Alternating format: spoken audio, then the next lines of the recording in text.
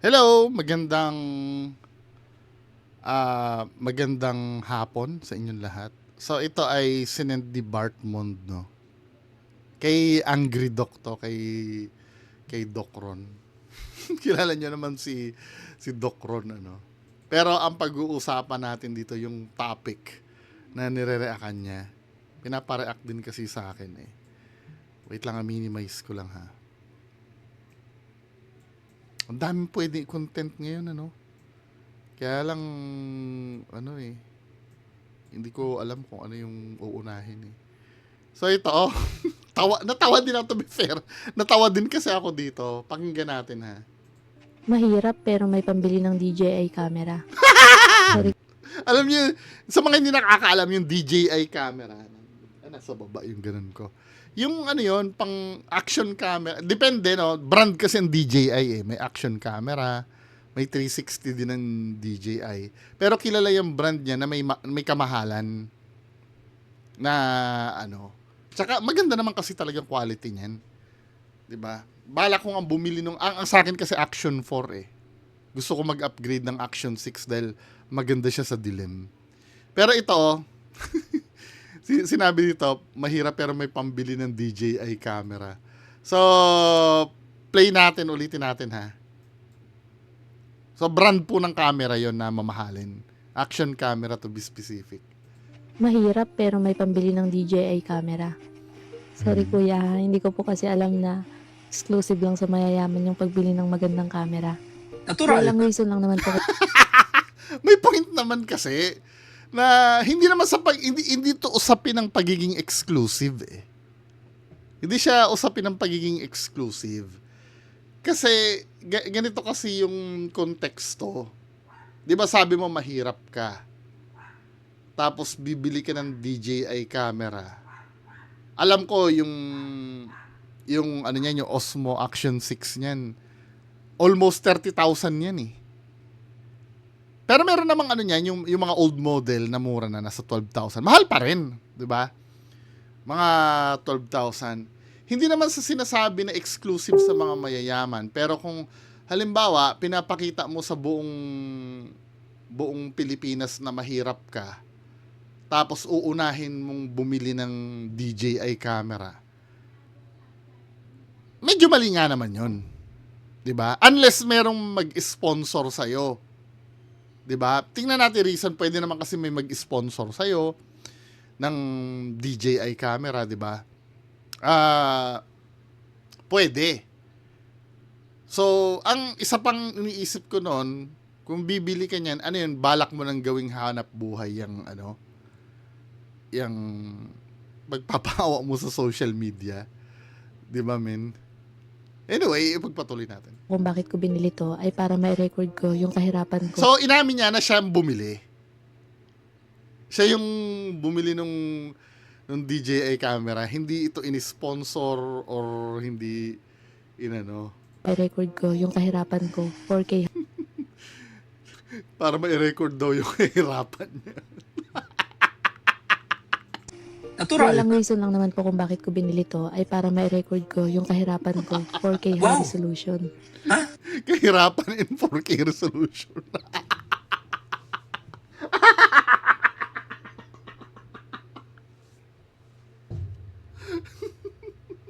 Para ma-record yung kahirapan ko in 4K resolution. Alam mo, nung nag-start ako sa pagbablog, kung titingnan niyo yung oldest vlog ko dito, ang pangit ng camera ko noon. 'Di ba? Doon ako nag-i-start eh hanggang sa kasi pandemic noon eh. So walang trabaho noon, 'di ba? No work, no pay dati eh. Hanggang sa bumalik na ako sa sirkulasyon ng buhay. 'Di ba? Nakapundar na ako ng mga magagandang gamit. 'Di ba? Pero yung dahilan na na para ma-record yung kahirapan. Ano ba, sarcastic ba? Wait lang, baka mamaya kasi sarcastic 'yon. So, sumagot siya dun sa basher niya. Mahirap pero may pambili ng DJI camera. Sabi niya, sorry kuya, kasi hindi ko alam na pangmayaman lang pala yung magandang camera. Yeah, pang may pera lang talaga yun. Tapos kasi kiniklaim mo, mahirap ka, natural, paano ka nakabili? Yun ang tinatanong niya. Oh, hindi naman sinasabing ano, dito kay Doc Ron ano, hindi naman siguro tama din na sinabing pangmayaman lang. Paano nga kung may nag-sponsor, 'di ba? So hindi siya pwede dahil mahirap siya. Medyo diskriminasyon naman kasi 'yon. Ang ano lang kasi ang tanong lang yung mahirap paano ka nakabili? Kung talagang mahirap ka, paano ka nakabili ng DJI camera? Make sense naman yung tanong. Anong sagot mo? Kabalbalan. Sorry ha, kasi hindi ko akalain na pangmayaman lang pala to. Natural, pang may pera talaga yan. Di ba? Kaya ako, sabi mo pa, kaya ako bumili ng DJI camera para ma-record ko in 4K yung kahirapan ko. What the fuck? Para daw ma-record niya in 4K yung kahirapan niya. Ano to, mamamalimos ka in 4K?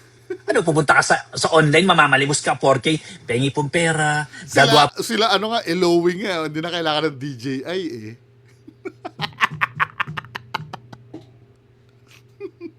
po ako ng content, gagawa po ako ng video, palimos po. Ito na po ang modern day limos.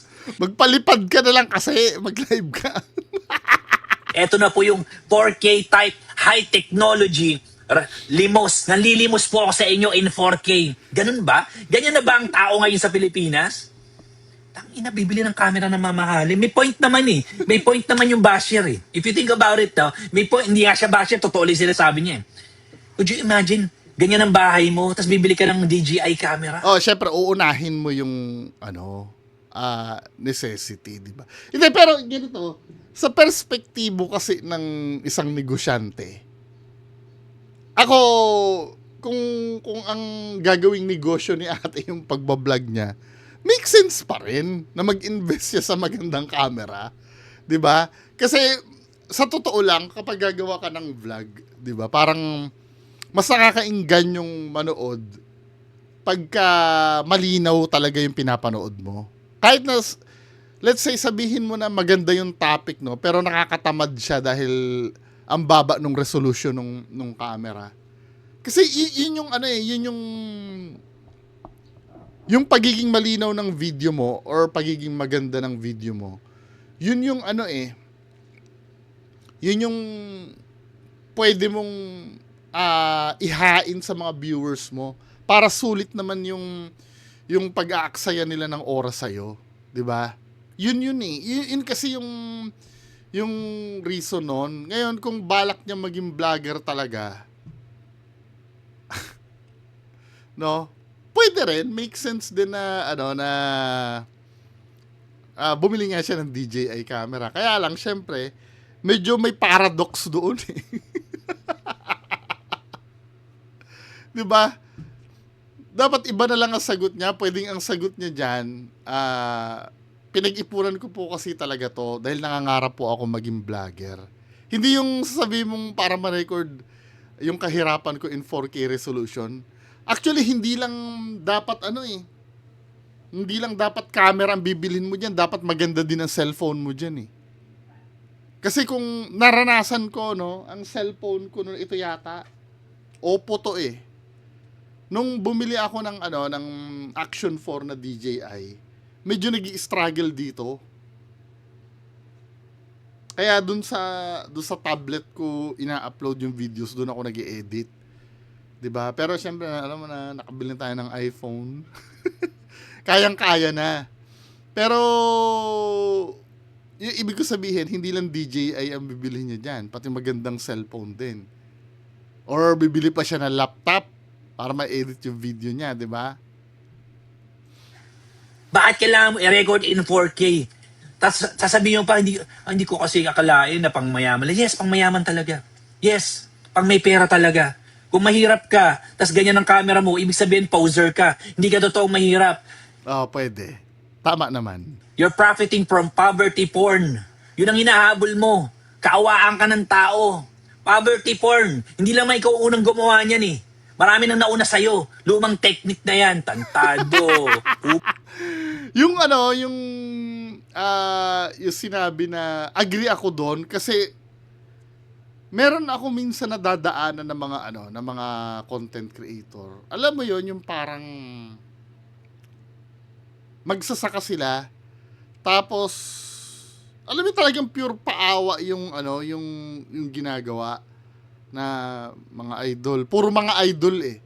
Mga idol, hirap na kami dito sa bundok, ganyan. Pero kung makikita mo, no, ang linaw ng camera. Tapos, yung followers niya, almost million. Nakalimutan ko na kung sino yung mga yun eh. Pero dumaan sa feed ko dati, meron dyan yung duling ang mata. Ano ba name nun? Nakalimutan ko na yung name nun eh. Ang gagawin niya, iiyak siya sa harap ng camera na sobrang linaw ng camera na sasabihin parang wala silang makain. Tapos, yung followers niya, ang dami-dami. Di ba? Well, wala kasi nagre-regulate niyan eh. At syempre, hindi naman ganun ka-critical mag-isip yung mga kababayan natin. Lalo na, ang masakit kasi dyan, alam nyo, lalo na yung mga kababayan kong OFW. Alam ko, no, nung nandito kayo sa Pilipinas, some of you, hindi naman lahat, no, some of you, mahirap ang buhay nyo dito dati. Kaya pag nakapanood kayo ng ganyan na, alam mo, mahirap, yung nag-i-struggle, di ba? Nakikita nyo yung sarili nyo dati. Most of you, hindi naman lahat ha, inuulit ko ha, most of you, nakikita nyo yung sarili nyo dati na nag-i-struggle, no, na lumalaban sa buhay. Ito yung sinasabi ni Sir Vic Lorenzo na kinapitalize kasi ni FLM nun. Yung nagkakaroon ka ng automatic responsibility na sino ba ako para hindi tumulong kasi pinagdaanan ko na yan dati. Or halimbawa, kung hindi naman kayo naging mahirap dati, nakikita mo yung kababayan mo na naghihirap, no? Sa ganda ng presentation ng video. 'Di ba? Naaakit tuloy kayo magpadala ngayon. Ilan kayo kung ang followers na yung 1,000 kayo magpapadala, 'di ba? Tapos biglang malalaman nyo hindi pala totoo. Pag nalaman nyo hindi totoo, masasaktan kayo. 'Di ba? Ang hindi naiintindihan ng tao doon, akala nila kasi ang problema lang doon ay yung pera. Hindi po pera ang problema doon. Ang problema doon yung nakaloko ka. Kasi yung pera, magkano lang ba ang pinadala sa'yo? Let's say $20, no? Nagpalipad sa'yo $20. Magkano lang yun? Kaya naman kitain nila yun. Walang kwenta naman, sa totoo lang. Kaya nga nagpalipad sa'yo dahil kaya niyang mawala nung ganong pera. Kaya siya nagpalipad sa'yo. Yun ang dapat tatandaan nyo. However, ang hindi kasi maibabalik doon, yung tiwala na binigay sa'yo na pinasakay mo siya, na naniwala. Ito yung hindi naiintindihan ng mga followers ni FLM. Yung sasabihin na, ba't kayo nagpaloko? Bakit kayo nagpadala kung alam nyo palang, Di ba mga sagot ng pilosopo at ng mga tanga? Kasi ang hindi nila naiintindihan, ang masakit na part kasi doon, hindi dahil nawalan ka ng pera, kundi yung pinagmukha kang tanga. Siyempre, may binigyan ka ng love eh. For example, no, papadalhan ka ng malaking pera, dahil napanood ka sa YouTube, pipila yan sa pipila yan sa Western Union, 'di ba? Yung oras na yun kasi yung part na priceless doon. Yung pipila siya sa Western Union para mabigyan ka ng tulong, 'di ba? Yung iisipin ka na kumain ka na ba diyan sa Pilipinas, dahil ang nakikita ko kinakain mo na lang basura eh. Papadalan tuloy kita. Tapos malalaman na hindi naman pala ganun kahirap ang kalagayan mo. At ang masakit ito, nangyayari ito, Nangyayari ito. Lalo na sa ghost hunting community. Na nakita ko, yung mga vlogger na sinusuportahan nila, 100,000 ang sinisweldo. Sa ghost hunting ito 100,000 alam ito ni Ma'am El Dairit, yung kasama ko.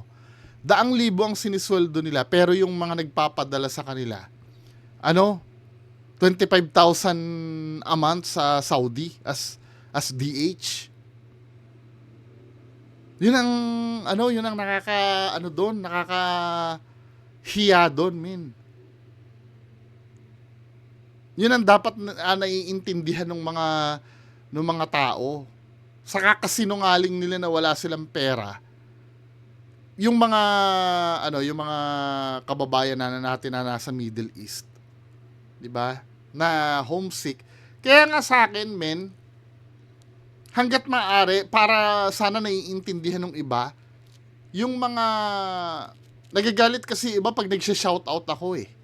Kasi alam ko yung shoutout, na yun, malaking bagay na yun sa mga kababayan natin.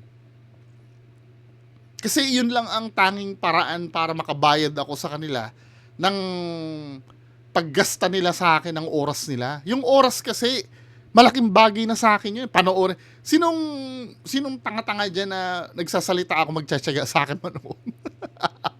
Di ba utang na loob na yun, yung panoorin ka pa lang? 'Di ba? Kaya nga yung pag-shoutout na hangga't kaya kong gawin yung gagawin ko yun eh. Para at least kahit pa paano makabawi man lang ako dun sa pagpapanood sa akin. Dapat ganun lahat ang mentality ng vlogger eh. 'Di ba? Well, sometimes hihingi ng sponsorship. Hindi naman nawawala yan kahit nga mga lehitimong media outlet. Nag-aano din yan ng sponsorship na yan. Tsaka yung mga donations na yan, hindi naman nawawala yan eh. Kaya lang sometimes kasi, if magpapadonate ka, or dapat may transparency. Ipinapakita mo talaga kung saan talaga mapupunta yung perang binibigay sa'yo. Hindi naman masama yan eh. Dahil kung masama yan, tinanggal na dapat ang super chat. Tinanggal na dapat ang palipad. Kaya nga dito dadating yung usapin na hindi naman sinasabi na masama yung super chat. Dahil kami, ginagawa din namin yan. However, hindi kami nagsasalita dito na, yung mga palipad nyo, ipapambili natin ng wheelchair. Sa amin mapupunta yon. Yung palipad na yon, yun ang sinasabi namin. 'Di ba? Totoo talaga. At saka yung palipad na yan, bibihira nga eh. Minsan once a week, minsan pag tinamad pa, hindi pa magla-live eh. 'Di ba, men? Pwede naman maglambing na ganyan, pero hindi naman yung buong buhay mo ipapakarga mo dun sa mga, ang pinapakargahan mo pa yung mga OFW pa natin sa Middle East na 25,000 a month ang sweldo. May ganyan, nagsumbong sa akin. Kasi nung araw, year 2023 to 2024, ako yung sumbungan ng mga peking ghost hunter eh. Meron pa nga dyan eh. Walang CR sa probinsya nila pero nabilhan niya ng camera yung ghost hunter. Tignan mo kung paano nangyayari yon, di ba? Anong nangyari, hinuhulugan niya yung camera ng ghost hunter. Pero yung ganito nangyari, no? Nakabili na yung ghost hunter ng camera, hindi sinasabi sa kanya. Ngayon siya nag-iipon pa lang na ipapadala doon. Ay nako, daming kalokohan sa likod ng camera. Anyway, naka 18 minutes tayo. Patuloy tayo, no? Now, meron dito naman. Ito, nagva-viral din to, no? Itong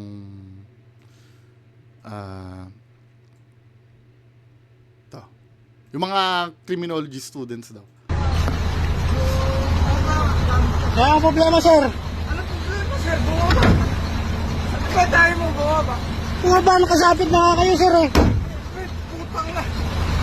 Hey! Pati mo!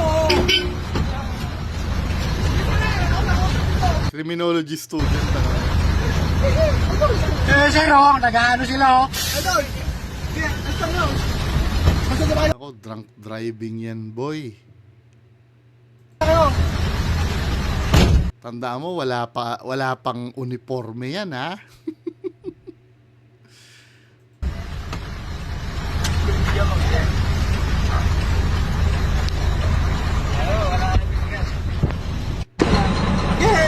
Kuya, kumera din na kayo.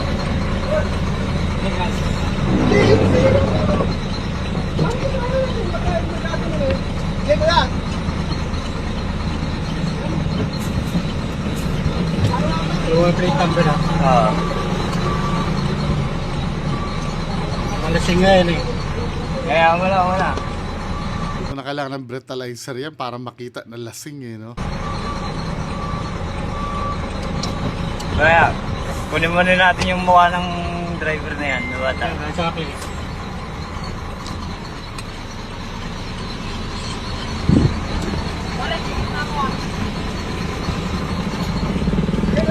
Yeah, sakay na kayo, sir. Sakay na kayo. Sundan mo na lang siya, sundan mo na lang, guys.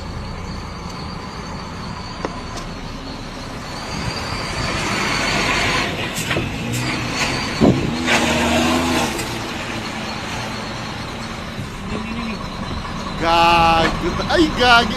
Nabangga ba siya? Oo, nabangga, men. Drunk driving to, no? Lock mo to, guys. Lock mo lang. Alak yan. Ay, problema mo, pre! Halika, sumagat. Ano problema mo? Ayabang mo eh. Boss, may bito. Ayabang. Ano problema mo, pre? Kana mo.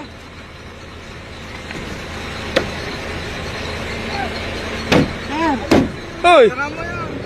masasagasaan, sir eh. Masasagasaan ka pa dyan! Ano naman? Ayabang mo naman.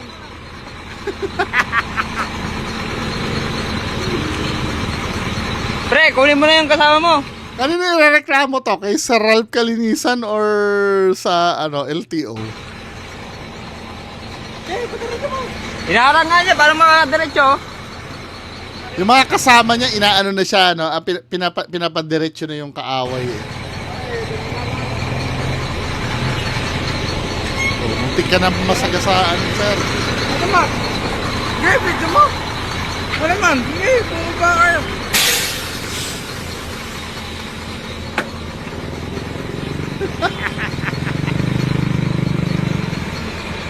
Lasing si sir. Probinsya siguro to. Kaya ako lang biduan. Sige, bumaba kayo. Pre, alis mo na yun. Nakakaabala ka. Ano naman? Bumaba ka dyan. Nakakaabala ka, pre. Nakakaabala ka. Boss, ano ba nangyari?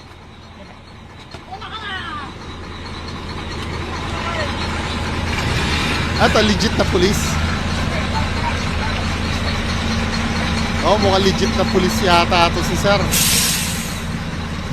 Eh, sir, sinabi ako eh. Magagalit pa. Ang buksan ko, eh. Ano ba nangyari? Sinabi nga ako, sir eh. Gato na eh. Sabi, balik. Kaya, sir eh. O ba't umalis na yon? Hoy, huwag kang aalis! Paano ba naging... Aalis ka eh. Boss, paano ba naging ano? Ano yun? Sinapit ka rin sa kaliwa, sir eh. Sabi natin. Oo. Sinapit ka rin eh. Hindi na nakakabalik. Oo. So, siya pa ang galit, kamo. Ako, nakikipag-usap mo maayos. Eh, sir. Ano mo muna ng konti para makaano yan. Nako, yari ka. At ito na nga, mga kababayan ko.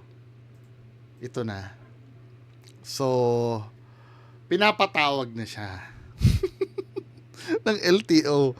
Lasing na estudyante na naging agresibo sa kalsada, agad na pinatawa ng SCO, sasakyan, inalarma, lisensya suspendido. Patay tayo dyan. Diba? Nakalagay dito. Basahin natin ha.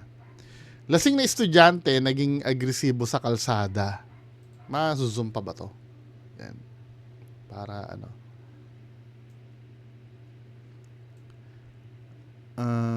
Nagpalabas ang Land Transportation Office sa ilalim ng pamumuno ni LTO Chief Assistant Secretary Marcos Lacanilao ng show cause order laban sa driver ng isang Suzuki hatchback na sangkot sa viral road rage incident na kumakalat sa social media.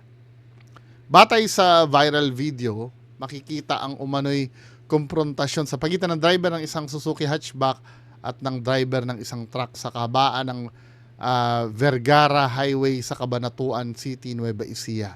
Ayon sa ulat, ilang beses umanong hinampas ng driver ng Suzuki hatchback ang truck at nagpakita ng agresibong pag-uugali sa kasagsagan ng insidente. Hala.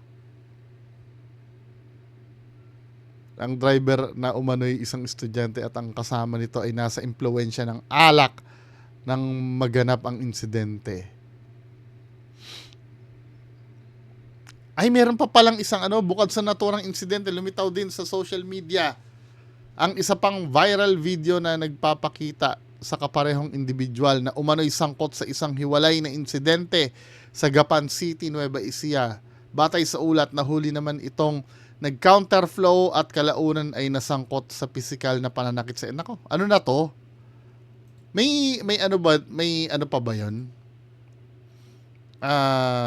Tawag doon. Baka meron pang video.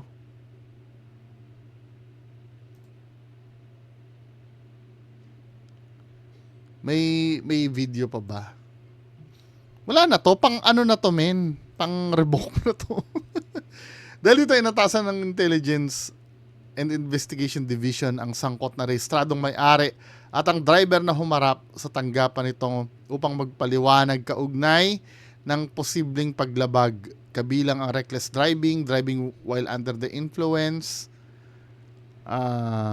of alcohol at pagiging improper person to operate a motor vehicle. Kasukloy sinasailalim din sa masusing investigasyon ang isa pang viral video may kaugnay sa sangkot na individual upang matukoy kung may mga karagdagang paglabag na maaaring isang palaban sa kanya. 90-day suspension, no? Tapos inalarma naman yung yung Suzuki hatchback. Wala eh. Siyempre, magsusorry na yan. Marirealize niya na mali yung ginawa niya. Ganun talaga. Nasa huli yung nasa huli yung pagsisisi. Wala tayong magagawa dyan, di ba? Sa main office pa siya pinapapunta no? Galing Nueva Ecija. Yari tayo dyan, di ba? Kasi naman hindi ba pwedeng ayusin muna ang sarili bago magmaneho? Ay, nako. Anyway, so yan lang muna ang ating pag-uusapan, mga kababayan ko. Magandang hapon sa inyo lahat. Bye-bye.